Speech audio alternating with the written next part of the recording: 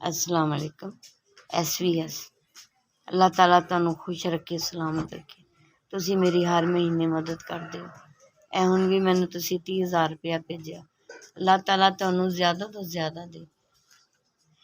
SVS तुहाडा इदारा बहुत बहुत तरक्की करे। तुसीं गरीबां दी, यतीमां दी बड़ी हैल्प करदे हो।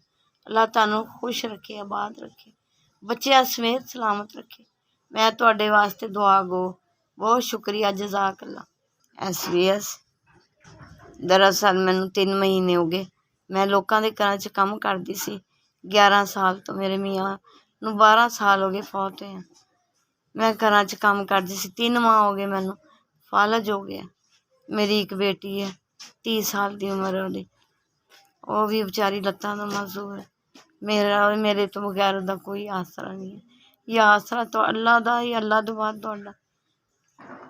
किराए दा घर है, दवाइयां पैंपर मैनूं लगदे जे मैं मंजे तो उठ के चल नहीं फिर नहीं सकदी।